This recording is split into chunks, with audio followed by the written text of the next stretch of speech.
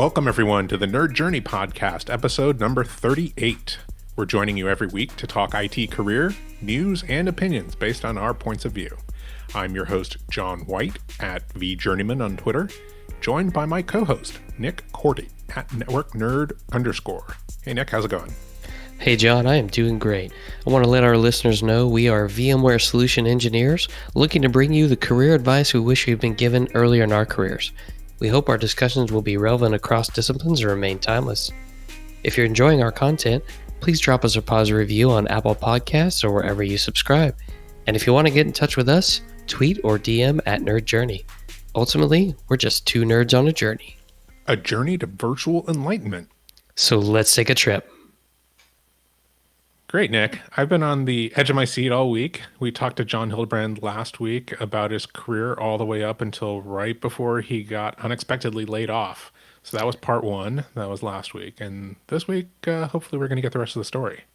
Yeah, this time we get to hear kind of how he felt when it happened, how he reacted, the process he went through to get back on his feet after an unfortunate situation. Should be good. Excellent. So here is Jon Hildebrand with the rest of the story.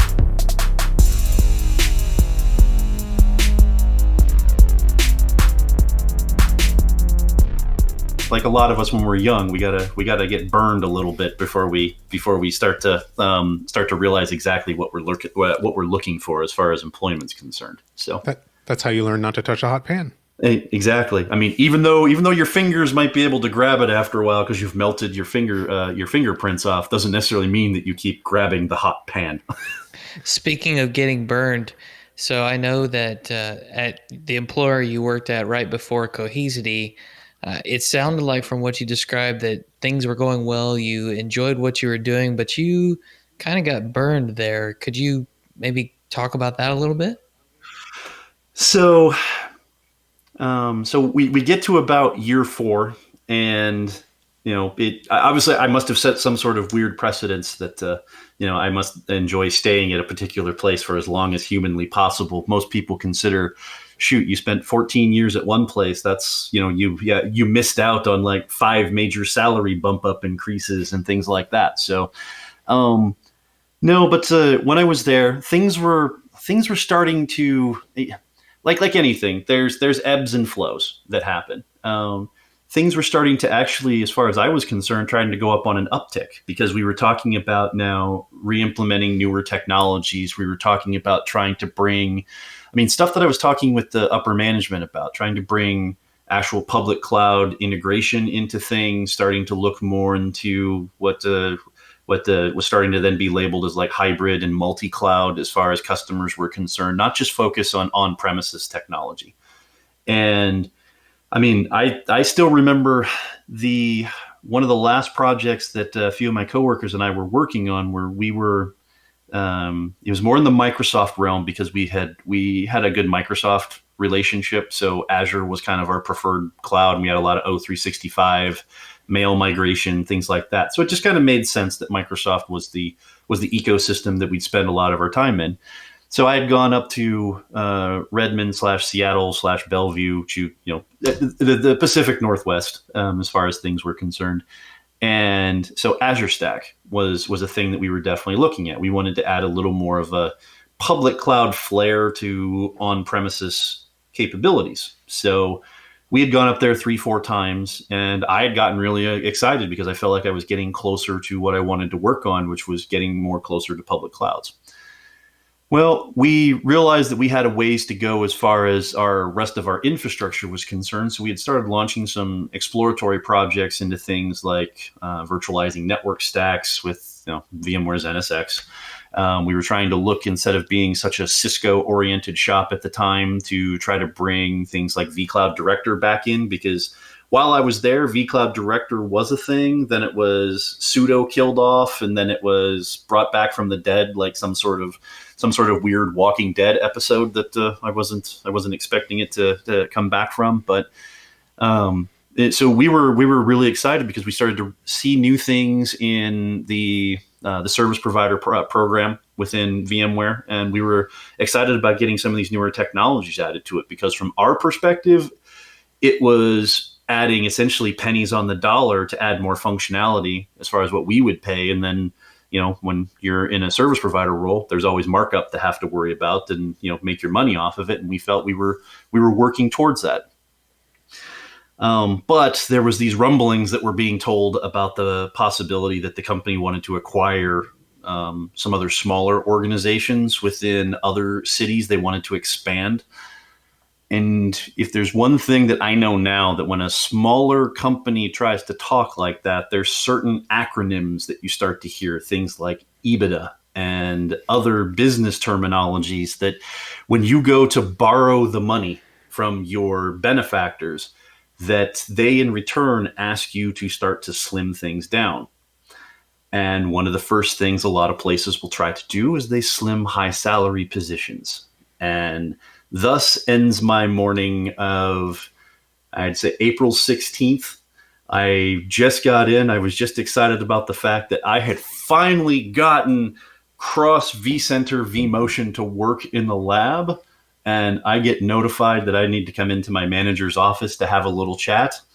And essentially, the HR lady's on the phone and my manager's looking like he's about to throw up. So that's pretty much, at that particular point, that was, just, it's one of those sorts of things where maybe it wasn't necessarily loyalty, I'll put it that way, but I felt like this is really happening. I mean, you hear from all these other folks that are just like, oh, well, got downsized, lost my job. And you're like, oh, well, that sucks. I've never had that happen before. Now you just got dumped, essentially, from your employer. So it was interesting because I felt myself, I won't say like out of body experience, but you're like, wow, this is really happening. And I'm looking at my manager and he's like trying to avoid eye contact with me. And I could tell the HR lady on the phone from the remote office is pretty much just basically reading from a script just to get this over with. And honestly, after it was all said and done and they gave me the paperwork and then they told me, well, you can come back for your personal stuff in a week. At that particular point, where's your laptop at? They gave me no time to actually box anything up because they didn't want everybody else in the office to essentially see what was happening. They wanted to reveal the information after the fact. So, yeah. So, but the funny story that I actually have related to this.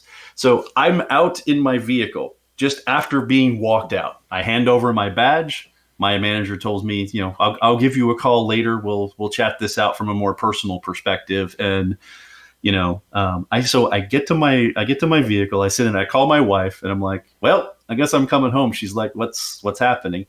Well, I guess I get to go look for a new job. She's like, what? And it's like, well, we'll talk about this. I'll be home in like 15, 20 minutes and we'll figure this out. Then as soon as I hang up the phone, the realization dawns upon me. Oh, crap. They just took my laptop. I was actually supposed to go across state to St. Louis and give a presentation at a VMUG UserCon, and now I have no device to give a presentation from. So I had just lost my job, and I'm more worried about giving the presentation at a UserCon the next day that I call my wife up and I go, I should probably go, So they gave me the severance package and all the information on pay and things like that. So I knew I wasn't going to be immediately destitute for any particular reason. But I'm like, maybe I should go buy a personal laptop so that I can actually, do things and start to look for jobs and stuff like that. So, but so even then, the first thing out of my mind wasn't necessarily anything related to the employer at that particular point. It was, oh crap, I got something that I was supposed to be doing tomorrow and it's on that laptop. So I got to go figure that one out. But there was some sort of weird thing at the same time that I will state that it almost also felt like a big weight was lifted off my shoulders at the same time. Now, I don't want to take an exact huge amount of time related to this, but the last couple of years that I was there, I'd already reached out and started doing things in the tech community, but now I was starting to do things more from, I would say, a kind of an independent blogger, independent analyst type of thing. So if you guys have ever heard of Stephen Foskett and his Tech Field Day components, I had started to get invited to quite a few events by that particular point. I think I managed to get up to double digits by the time it was all said and done. And my manager actually encouraged me to go do this. He said, nope, you don't need to take personal time to do this. We're not going to make you sacrifice this. And at the end of the day, what we want out of our architects is to be able to see things from all sorts of different angles. And something like this is going to be a great way to see tech from multiple different angles across the board. So I applaud him for being one of the few managers who felt like, yes, let's go and send these folks to these things. It doesn't cost us anything to do it other than a little bit of time. And as long as I'm keeping ahead on my project work, this is going to end up working out in the end. But a weird thing happened while I was there. I started to get more involved. I realized that there was something else that I felt like I was looking for in my particular position. Yes, I was automating things. I was making things better from a process improvement perspective. I couldn't quite initially put my finger on it, but I felt like there was something else I should probably be working on. It took me a while to finally identify it, and basically getting your job ripped out from underneath your legs helps you in some regards, but it has a way of focusing the mind. Yeah, it's kind of like that thing in nature where they talk about I don't know, some bird species that are like, well, we got to toss the young one out and see if he can fly, and if he can't, oops. But if he can, then hey, we're very proud and come back and visit us next year at the nest. So in this particular case, it gave me the reason I felt that the weight was lifted off my shoulders was the fact that now I could try to pursue and try to find what this, like, almost, I won't say a feeling of longing to some degree, but something in going to those events and being involved in all the tech groups and being involved in the various tech communities.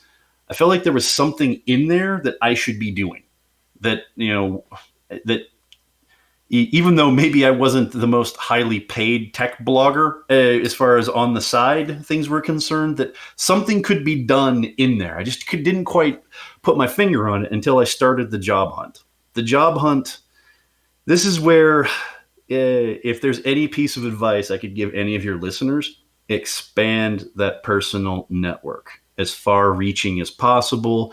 Always be in communication with even the far fringe edges of it, because you never know which one of those persons might be able to help you find your next position, even when you may not even be looking for it.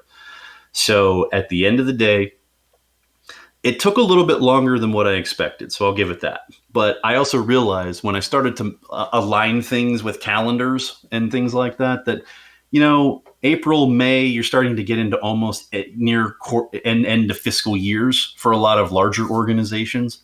Like, the local, so the KC scene has quite a few branch offices for like your Dell EMCs, your Cisco's, I won't say VMware's got their own shop in here, but some of those other places that your tried and true kind of hardware vendor type of folks, your NetApps, your basically, whoever's making a couple $1 billion a year, they've probably got an ancillary office out here. But that's also around fiscal year time. And they tend to kind of wane down on the hiring because a lot of folks know what's coming at the fiscal year, which is a reorg, and they don't know if they hire somebody in May, whether or not they really are going to have that position come July when things are ready to flip over as far as the calendar was concerned. So I ran into that quite frequently. And although I made a lot of contacts in there, nothing really panned out. In fact, it was actually funny. I think, Dell's automated system finally got back to me 7 months later and told me, thanks, but no thanks. So I think I figured that one out, their automated system. So I ended up, then I started working through even more personal layers within that network, folks who knew other folks. And so in a weird sort of way, so it was about mid-May. So we're coming up on the 1 year anniversary of it. Since I'm still unemployed, someone over that I know, Andrew Miller, he used to work over at Rubrik, now works at Pure Storage. Their Rubrik was doing an event. They were doing their Camp Rubrik, but an Insiders edition. This was for bloggers, analysts, things like that. They were paying they were picking up the tab for people to come out to Palo Alto, and we'd have a lot of FaceTime with some of the brass at Rubrik and get some actual FaceTime with the product, which many of us had not actually experimented with, in the hopes that maybe we'd blog about it and write some things and, be positive online and be maybe unpaid advocates to some degree. So while I was there were a couple of gentlemen that told me at the same time, well, I'll also reveal that at the time I was also trying to interview with them as well. So Andrew had a bit of a double meaning for me to come out there. Would be kind of an initial start of an interview process. But by the time I started tumbling into that interview process, they told me this is going to be an elongated one, and the end goal was going to shoot well past when the money ran dry from the severance package. So, when you have a wife and a kid and health insurance is absolutely necessary and you don't want to spend all of your severance package on Cobra to cover everybody until you can find a job and somehow pay the mortgage, you gotta basically try to make your decisions and cut your losses on some of those things. So I pretty much decided at that point this wasn't going to happen. So one of the guys there basically said, well, have you looked over at Cohesity? I hadn't heard from them since it was one of my first tech field day events, and it never even dawned upon me to even ask look at some of these other companies. So on a kind of a wing and a prayer, I'm like, oh, look, they got an open technical marketing engineer position. So let's just fill this thing out. So it was right before I left, coming back to Kansas City. And then I get a call from, an actual call. I'm trying to remember. Call. Yeah, it was a call. Our old storage boy. You guys know Howard Marks. Sure. Deep Storage now works at... Mr. Hawaiian Shirt himself. So he had just mentioned that he was having a conversation with somebody over at Cohesity, and he dropped my name because they were looking for, it just so happened to be, it was that same technical marketing engineer position. And what basically happened from that particular point was a whirlwind that involved a Friday with 4 straight remote Zoom interviews. If you've ever done one, it's already bad enough. Now do back to back to back to back. Oh, and also mention I did have a 5th interview that particular day with another company that I was looking at as well. So and this was right before Memorial Day weekend. So managed to find 4 people who obviously weren't going anywhere for Memorial Day weekend to be able to do interviews at that point. And then what transpired was Wednesday of the week after, I received an offer sheet. And it was pretty significant compared. I really honestly did not know going into it what that particular position was going to net me from a salary position. But I will state this, that if you ever get an opportunity to get fired, I won't call it fired. I will say laid off from your position, and then 6 to 8 weeks later, end up with a 33% raise, I say go for it. That's do that every single time. So, and then by that particular point, my wife was jumping up and down because she's like, "Thank God we've got health insurance. It's not going to expire." And from a personal perspective, just a huge weight lifted off my shoulder. But in the end, it took a little bit, but that personal network is what ultimately helped me land that particular position. Now, I won't say everything's been absolutely spot on and perfect. I mean, I told you guys heard the name originally was technical marketing engineer. Now I have a different title, a little bit of internal restructuring as far as how some of the marketing endeavors were going to go. And I originally thought I was being hired for outbound marketing. So basically, God forbid anybody would want this face to be the face of their organization, but they pay me well and I will put it forward. But originally, early on, the position was kind of mashed together with 4 other positions. So it was kind of muddled. No one really knew exactly what we were supposed to be doing. And they straightened that out by about VMworld time. We all kind of, they created 4 concrete paths, and I chose on the marketing side of the equation. Because after all that I had been through, and I talked about the itch that needed to be scratched, the longing that I was looking for, the thing is I realized at the end of the day, I started off my career after college being a consultant. And that ended up being that apparently I like talking to people.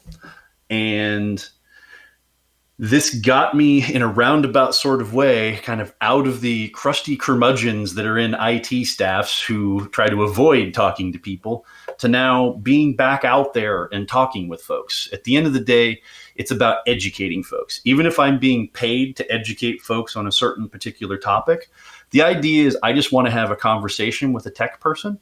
And at the end of the day, maybe they'd be a little more enlightened than what they were before we had that particular conversation.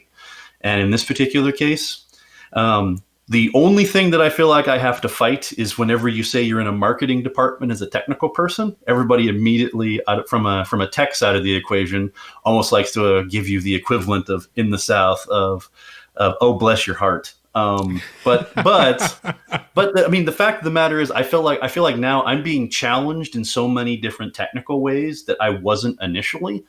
And the company that I'm working for was desperately searching for folks with tech experience to kind of bring forth the story. At the end of the day, I've been there now 10 months. I really do believe in the product in question. I didn't find myself initially thinking I would be, but when I remember what I've been through in my particular career and to see the direction that some of the technology is changing that, I'm genuinely excited to talk to folks about the product that my company creates. I'm not going to try to sell you on it right here, guys. That's hopefully you guys almost had that look of horror on the video cam. Go, oh God, now he's going to start doing the selling part of this equation. We know all about that. I'm in marketing. I'm not in sales. I don't have a commission. But if you want to talk about it, we can talk offline. So, but at the end of the day, it gets me an opportunity. I get to interact with the community on a whole different level. I get to interact with a lot of individuals. I mean, in a weird sort of way, I'm one of the few folks who've now gone from being a tech field day delegate to a tech field day presenter. So I had to immediately, within 2 months of me flipping to the other side, have to then talk to a bunch of folks that I was just at with the last event that I had gone to.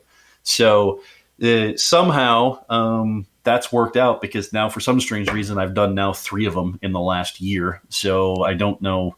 Apparently I must be good at something, and they continue to put me up there because, some of those events, you don't want to put your lowest common denominator up there. But in my particular case, I kind of feel like I make things average as far as that's concerned. But it's been a trip from that perspective. But I really do feel like that at the end of the day, one of the things that I had discovered about going to those particular events, and that my manager at that time, who I can't speak any more positively about the managerial experience that I had at LightEdge.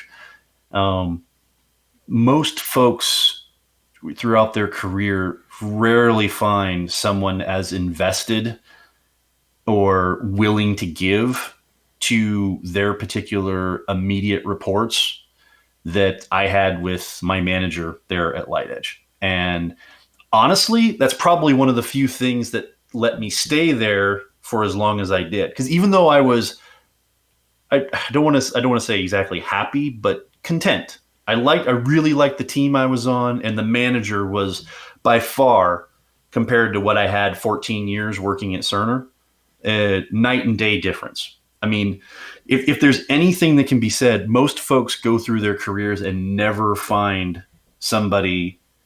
What you get is an actual stereotypical manager, but what I got was actually somebody who you cliched, but he was more of like a mentor / leader in that particular regard, and that in and of itself was worth the 4 years that I spent there for that.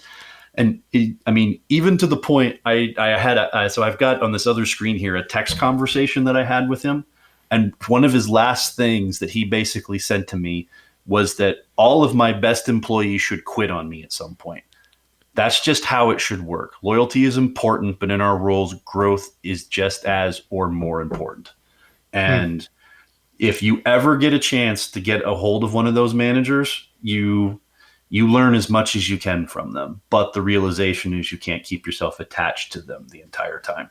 And that right there was probably, if he had told me that a couple of times, because I think he knew that I was constantly seeking the horizon, so to speak, when I should have been, working on things right then and there. But, again, if you get an opportunity, for any of your listeners out there, if you find a manager that actually inspires, well, I'd say a manager, but if you find a mentor that inspires you from that particular perspective, you learn what you can, and you turn around and you hope to make them just as proud.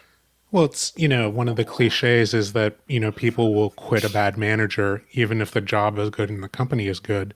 But I think the flip side of that is, as you're pointing out, you can be okay, content, maybe not super inspired, but still want to stay on for a really good manager.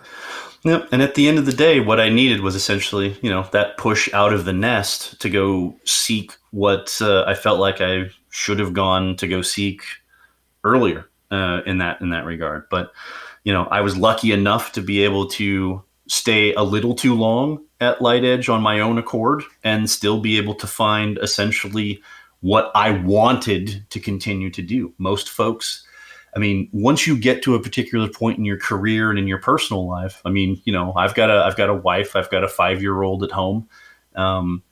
Sometimes we end up making decisions more on their behalf instead of our own personal behalf. And I was on the verge of having to settle, and that was really going to not, settle well with me in that regard. Well, when you have a lot on the line, you start to become risk averse, right? Yeah. Well, and that's one of the things. I think I may have even written a blog post on it to some degree, but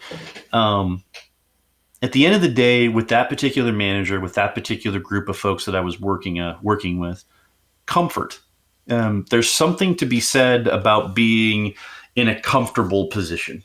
You're not necessarily challenged, but you're not necessarily, there's not a whole lot of risk that, it's like you can put the minimal amount of effort into the machine and get just enough to get you by as far as that's concerned.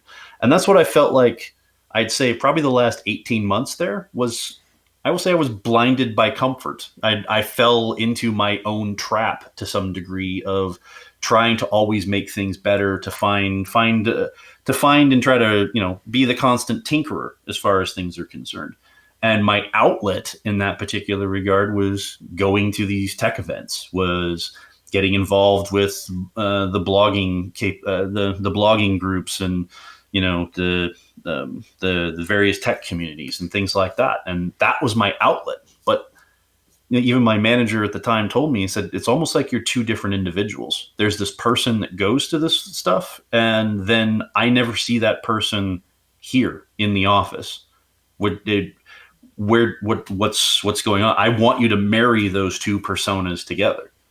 And at the end of the day, I had to be dropped on my ass and moved on to another company to finally put the two together. And that's really, at the end of the day, what I was looking for. Somehow to try to tie those two particular sides of myself together instead of being two separate entities, but to be essentially one very powerful entity with the two sides kind of working in conjunction with each other. And cliched, but this is where I don't want to call it a dream job. If you have to take a look at my schedule sometimes, probably not necessarily the dream you were looking for, but what I get to do is combining tech with interacting with folks and not necessarily being beholden to a sales pipeline, which probably is, the simplest way to explain it. But that's, at the end of the day, what I was looking for. I think it feels like now you're starting to take a personal shot at us. No, I see. And that's the thing. Different strokes for different folks. But, from my perspective, it gives me, it allows me to scratch all those itches in kind of a combined, for lack of a better term, a combined Venn diagram, instead of feeling like I have to give, 20 hours a week external from the job to make this other stuff happen while I'm still doing the 40 to 50 hours on top of it. Very, very rarely does positions like that open up for some companies. And I will be forever grateful that there's some folks at my particular company that let me get away with some of the BS that I can end up getting away with. So, but it's one of those that, they must see a lot of value in me, and in return, I try to give as much value back to them as possible, because that's what jobs usually are at the end of the day. Everybody trading value for something. Of course. Now, here's a question. Since the interaction and the blogging and attending these events used to be an outlet, and now it's a full-time gig, were you afraid in the beginning that it might at some point no longer be fun? Yeah, because it's kind of like that whole thing of when you take a hobby and turn it into a career type of idea.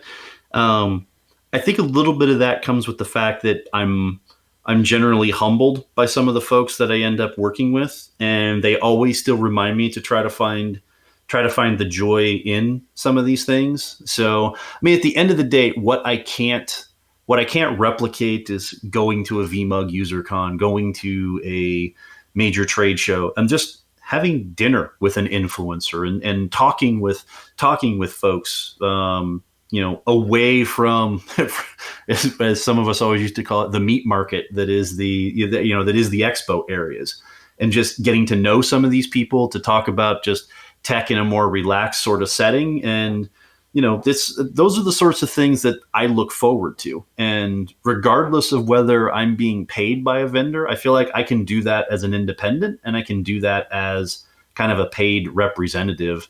Only difference is I can pick up the check and expense it, versus both of us having to figure out how to split it at the end of the night.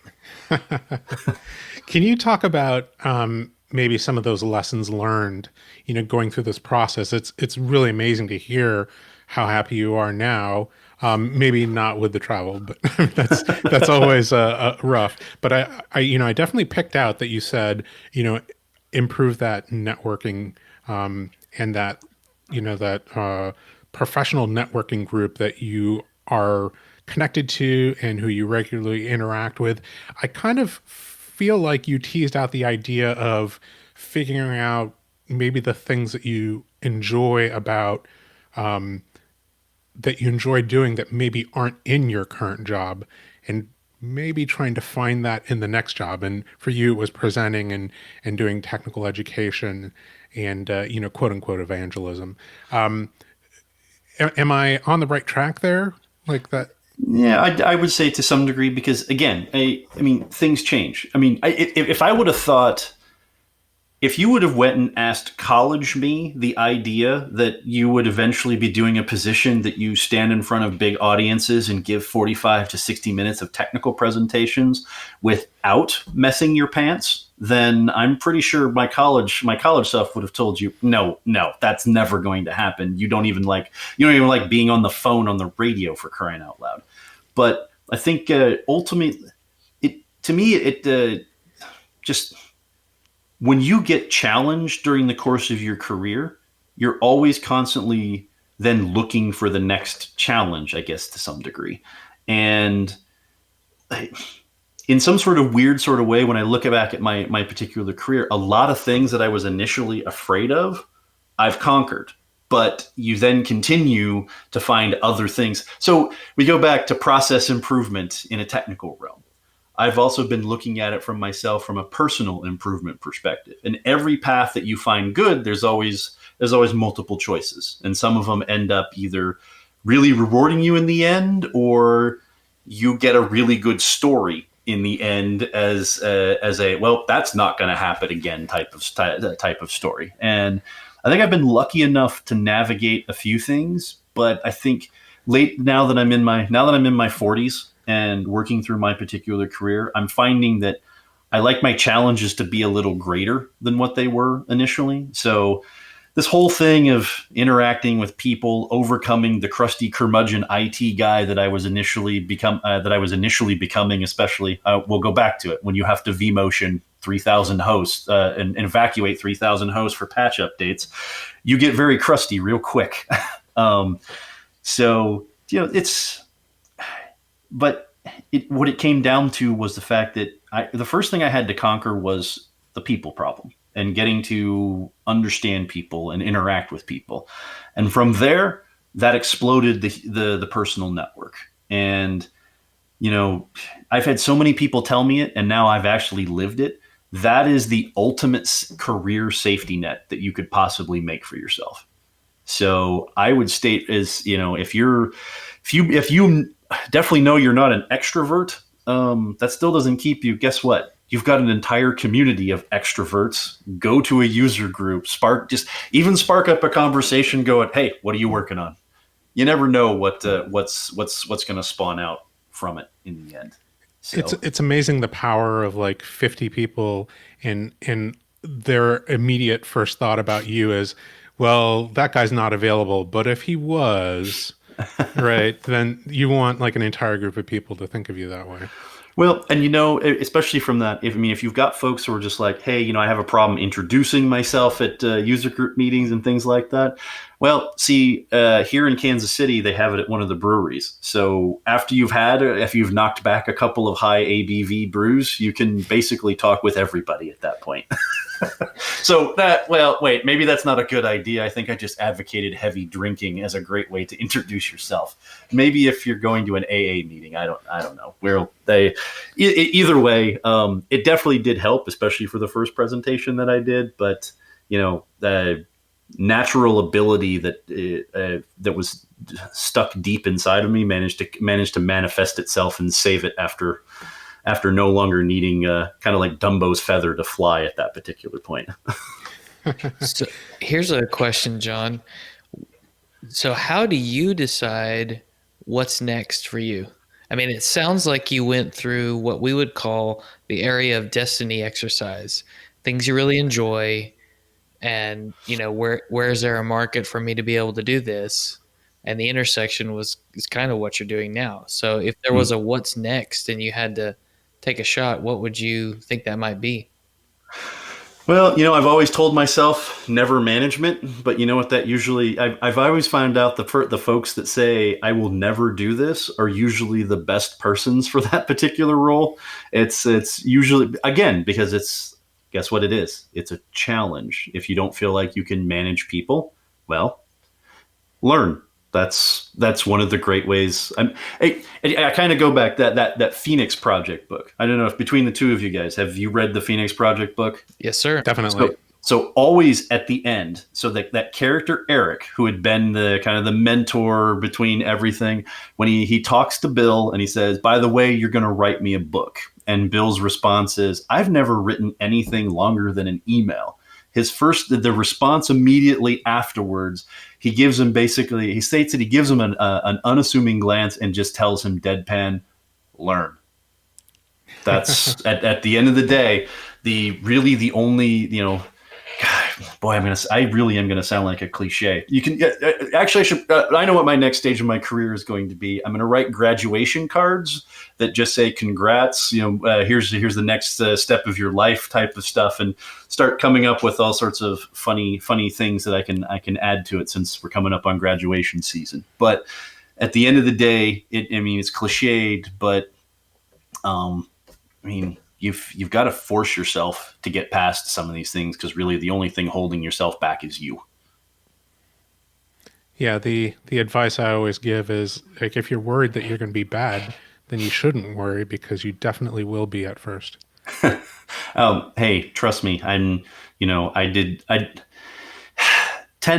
months. I don't exactly have the polished diamond shine everyone's expecting of me over here, but the realization is I don't come from any marketing background. So if you expect me to be a marketer first, then hey, I guess I can go get an MBA or something. Hey, challenge me on that as long as you pay for it. That's what I can tell my boss at this particular point. If you want to challenge me, okay, go ahead. But I don't know how I'm going to get an MBA and travel as much as you're asking me to do. It's funny because it's called technical marketing, not marketing technician, right? Yeah. Well, yeah, exactly.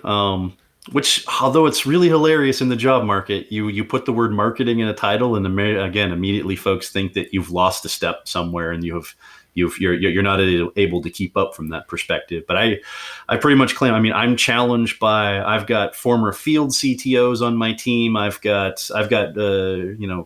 Chris Colati and a VCDX who's always pushing me from a design perspective to. I mean, shoot, his story basically is he's like.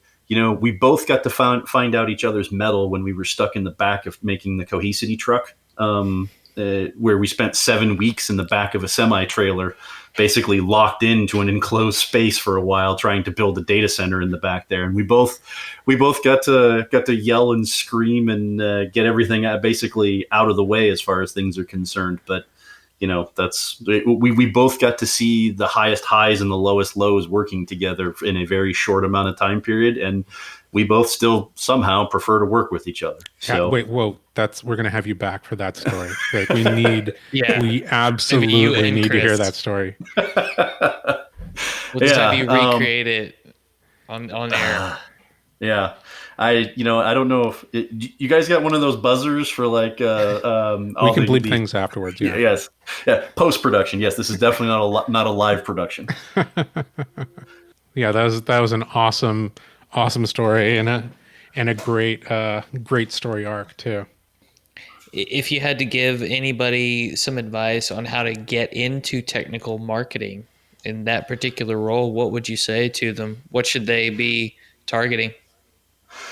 I actually go back and I think some of us, some of the folks who have gone through, and I go back to the tech field day thing. Steven is a pretty good guy for checking to see what the pulse is from community folks. I mean, if you think about it, there's a lot of folks that get hired by vendors and he can no longer bring them to events. So he's constantly got a bit of a churn. He's always got to look for new folks who are out there. Discovering your writing abilities, discovering your opinion, not what you believe, whether your opinion's swayed by a fancy backpack. I'm pointing at my own company in that regard, but try not to let that sway you, but to be able to find that middle ground where you can see the positives and the negatives. Basically, apply that kind of that architect mentality, but to then be able to take it in the form of, can you write about it? Can you articulate it? And put it down and put it out there. Even from my perspective, my blog probably barely even got over like 50, 60, 70 readers or 70 reads from some of the stuff that I've written. But all you need is that one person to read it, analyze it, and go, well, I agree with that. This guy's got a good point. And do it a couple more times, and the next thing you know, as long as you're not hired by a vendor, Steven's got a spot for you on a field day event. And from there, God knows what can take off. But you have to start, at least try to harness that, which for a lot of folks is kind of hard to do. Your first blog post, yeah, you probably wish you'd want to write it again after it gets put out there. But I mean, everybody's got to start somewhere. You got to be willing to take your criticism, good or bad. Well, this is the internet, so the really, really bad on top of it. The bot bad as far as some things are concerned, and just continue with it. It's practice. It's mastery happens over the course of repetition. So you keep doing it. You may get better, you may not, but hey, it beats not ever finding out what would happen if you didn't do it. So, it's the one thing. It's just, I'm married. I've been married now for a while. I mean, what's the worst thing that happens? Somebody says no. Not the end of the day. Exactly. Yeah, that's great. I think that's a good place to wrap it up. What are your thoughts, Mr. John White? Yep, that's perfect. It's a great stinger there. Great ending. John, thanks so much for coming on Nerd Journey. We look forward to having different and new conversations in the future. And if people want to contact you, John, can they reach you on Twitter, LinkedIn, anything you want to give out to people listening? Yeah, so pretty easy. Well, I can probably devote an entire story on how the Twitter handle came to be back in college, but the Twitter handle is at SnoopJ123. I can be reached. You can look for Jon Hildebrand. That's Jon, last name of Hildebrand, Hildebrand. I know there's a few of us, but if you find the one who works at Cohesity, you've managed to find my particular profile there too, as well. Nice. Amazing. Again, thank you so much for coming on Nerd Journey. Yes, thank you. No, thanks again for having me, gents.